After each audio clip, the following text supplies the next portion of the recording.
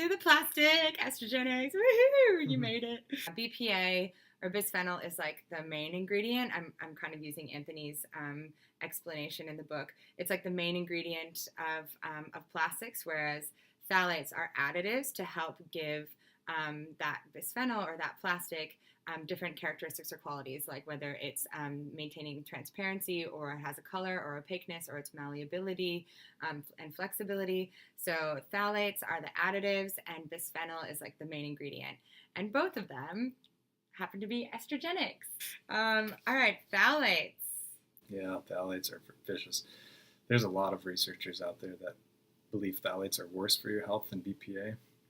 And if they're not worse, they're at least as bad. They act like estrogen in your body. I mean, I have a quotation near the end of my book.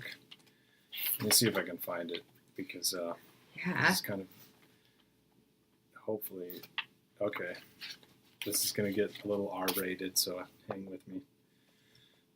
This is a literal quotation from a scientific study on phthalates. Okay. Studies have suggested associations between phthalate exposure and shorter gestational age, shorter anogenital distance, shorter penis, incomplete testicular descent, I told you it's R-rated, but it's real, sex hormone alteration, precocious puberty, that means when you go into puberty too early, pubertal gynecomastia, that's a scientific way of saying man boobs, premature thalarchy, that's premature breast development, so you're just totally throwing off your estrogen, rhinitis, that's inflammation, that's like a inflammation in your nose, eczema, asthma, talk about inflammatory responses, right? Low birth weight, because your body thinks it's burning fat. Attention deficit hyperactivity disorder, super common. I added super common, otherwise I'm reading this.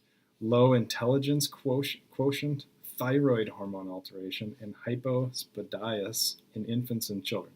Furthermore, and it goes on for like another, I'm only about halfway through. You get the idea. That's phthalates. And yeah, started off by saying that's exposure to phthalates. So a decreased proportion of sperm with normal morphology, decreased sperm concentration, decreased sex hormone alteration, decreased pulmonary function, endometriosis, uterine, what's that? Leiomyomas. Leiomyomas, cancer.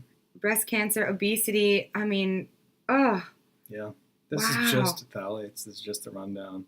It's a review paper. They're trying to kind of put together all the research in a compact study, so you can just look down the list. Yeah.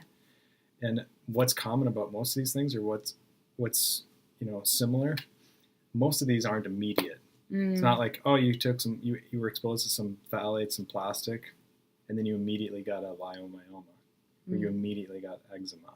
It takes years for these things. And that's part of the problem. People don't get motivated because these things take years. And you don't have to be crazy extreme about these, but get the big ones. Like if you get the big ones, the easy ones to check off the list. Yeah. And drinking bottled water and plastics, that's a big one. Get it out of your life. It's not that hard to carry glass bottles in your car or stainless steel bottles when you're out hiking, that kind of thing. I mean, my kids do it. So and why should they avoid that? The plastic bottles full of phthalates, and if it's not full of phthalates, it's full of BPA, and if it's not full of either of those, it's probably ending up in some landfill somewhere, ending up in microplastic form in the oceans. I mean, that's my problem with styrofoam. So styrofoam isn't hazard. It doesn't have health hazard. It doesn't have estrogen chemicals, but it's an environmental hazard because it doesn't break down. So even that one I don't recommend to people. I'm not like out saying, isn't it a carcinogenic? It has other health problems, but it's not estrogen. Got it. Yeah. Okay, well. So it's safe in this book. Yeah, and even in this book, I didn't recommend it. I didn't say, but this one is okay because it doesn't have estrogens. Yeah. Because it's wacky, but phthalates are in perfumes. Yeah.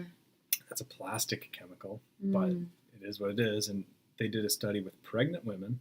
The reason they chose pregnant women is because there's more of a danger for the fetus. Okay. Well, sorry, guys. Wow. We just went there, huh? No, you do store fat. We did mention that. No, that's a good point. More danger to the fetus. All right, got it. Yeah. Danger to the fetus. And they looked at perfume users versus non-perfume users, and the ones that use perfume had 163% higher levels of phthalates in their blood. Wow. Just from using perfume. Mm. And so, yeah, they're in the perfumes. They don't tell you because they don't put it on the label. They don't legally have to.